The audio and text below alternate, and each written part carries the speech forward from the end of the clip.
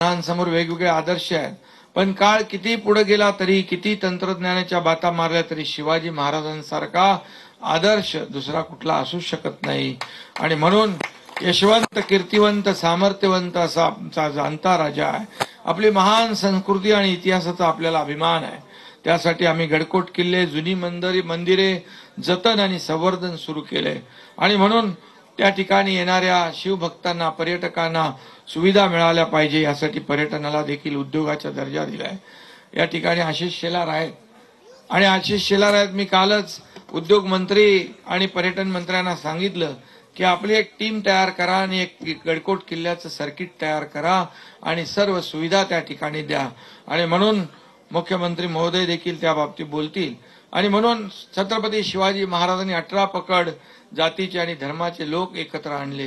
त्यांनी स्वराज्यात त्यांना वेगवेगळी जबाबदारी दिली आणि आमच्या महायुती सरकारने देखील शिवरायांचा सर्व समावेशक राज्य कारभाराचा विचार समोर ठेवून कारभार केला।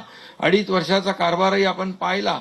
सर्वसामान्य लोकांच्या जीवनामध्ये आदर्श निर्माण करण्याचं काम, त्याचा जीवनामध्ये बदल घडवण्याचं काम केलं। आणि आता तेव्हा मी मुख्यमंत्री होतो, आता देवेंद्रजी मुख्यमंत्री आहेत आणि आम्ही टीम म्हणून या राज्याचा विकास करू, या सर्व गडकोट किल्ल्यांचा विकास करू। शिवरायांची राजनीती, न्यायनिवाडा, परराष्ट्र धोरण, आरमार उभारणी, युद्ध नीती याची माहिती देणारी आज्ञापत्रे आपल्याकडे आहेत। आणि म्हणून स्वराज्याची निर्मिती करताना राजांनी पर्यावरणाचं रक्षण देखील केलं। आपल्या नौदलाच्या ध्वजावर सुद्धा शिवरायांची प्रतीकं आहेत। शिवरायांची आरमारी ताकद ही नौदलासाठी प्रेरणादायी आहे। आणि काही दिवसापूर्वी आदरणीय प्रधानमंत्री महोदयांनी मुंबईत 3 युद्धनौकांचं राष्ट्रार्पण केलं। त्यावेळी प्रधानमंत्री महोदयांनी शिवरायांच्या आरमाराचा अभिमानाने उल्लेख केला। ही देखील आपल्यासाठी फार अभिमानाची गोष्ट आहे। आणि म्हणून मी आपल्याला एवढंच सांगतो, ब्रिटनहून देखील आपण वाघनखं आणली, त्याचं प्रदर्शन महाराष्ट्रात होतंय। ही वाघनखं बघण्यासाठी विशेषतः लोकांची, विद्यार्थ्यांची गर्दी होती आहे। आणि म्हणून यासाठी आपण एक एक पाऊल पुढे जातोय। काश्मीरमध्ये आज संध्याकाळी देखील आग्र्याला छत्रपती शिवाजी महाराजांची जयंती साजरी होते। मी देखील 2 वर्ष गेलो। आज मुख्यमंत्री देवेंद्रजी देखील तिथे उपस्थित राहणार आहेत।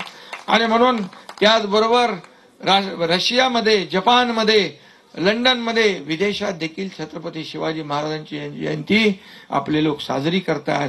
काश्मीरमध्ये देखील भारत पाक सीमेवर कुपवाडा या ठिकाणी आपल्या लष्कराने अश्वारूढ पुतळा उभा केला होता। त्याच्या उद्घाटनाला मी गेलो होतो आणि त्या पुतळ्याच्या तलवारीचं टोक पाकिस्तानकडे होतं। म्हणजे पाकिस्तानने देखील हिंदुस्थानकडे डोळे वटारून पाहण्याची हिंमत करू नये असा एक संकल्प आणि संकल्पना त्यामध्ये होती।